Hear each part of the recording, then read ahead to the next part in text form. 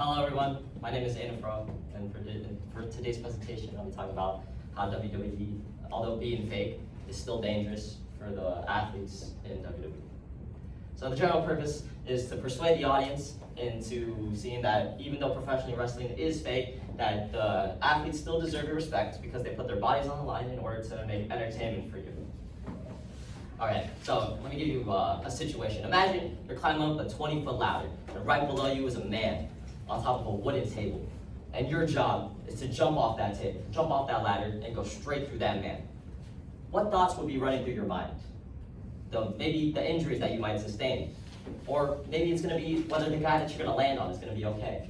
What feelings would be in you, right? Would you be scared of the sheer height of how high up you are? Or maybe you'll be fearing for your life because maybe you'll land in not correctly and die on impact. All these questions are asked by professional wrestlers night in and night out every time they perform.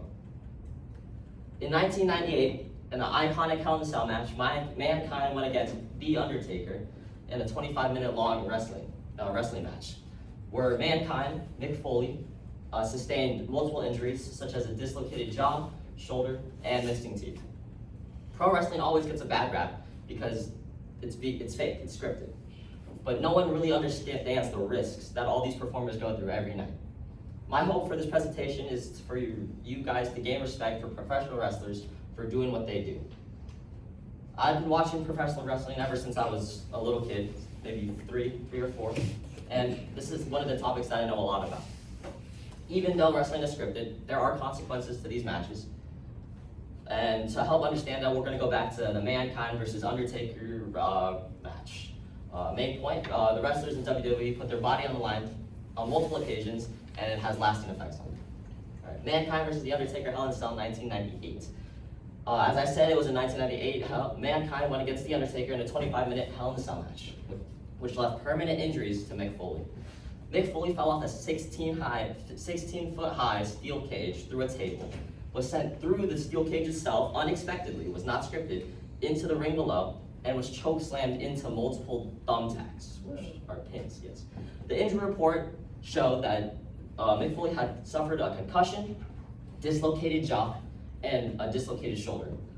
Internal bleeding, bruised ribs, and one of his teeth went in through his nose.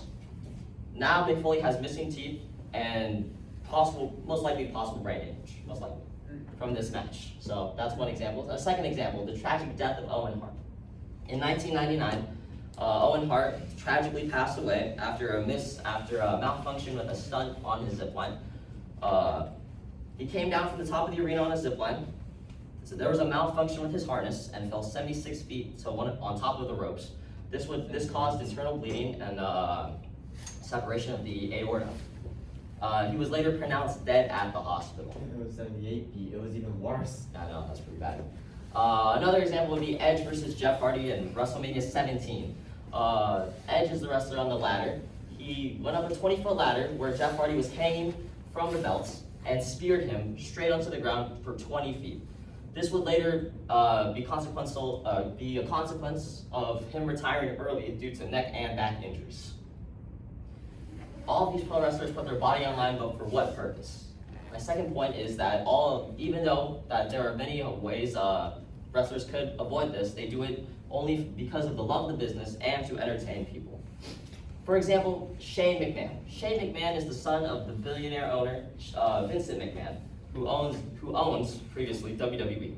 And night in, night out, he would perform, and he was one of the people who did the crazier stunts, like jumping off like buildings and steel cages. And this is an example of people who just do it for the love of the game. He was a millionaire. He didn't have to do it, but he did it because he loved it so much. And another example would be Mick Foley. Again, Mick Foley, like night in and night out, would do insane things. The Hell in a Cell match was just one example of it.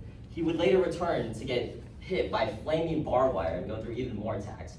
There was a lot of fire involved in his. And when interviewed, Mick Foley said that he didn't do it for the pay. He did it because he was passionate about it, and he enjoyed the high intensity and adrenaline he gets from doing the crazy stunts. People will do anything for things that they're passionate about, no matter how dangerous it may be. In summary, the sport is entertaining and amazing to watch.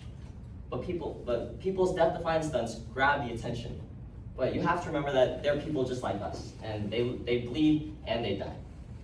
And that they deserve respect, no matter how fake or scripted it may be. So next time you watch professional wrestling, take the time to appreciate the athletes, finding exciting ways to entertain you. They don't have to, but they do. And these are my citations. Thank you.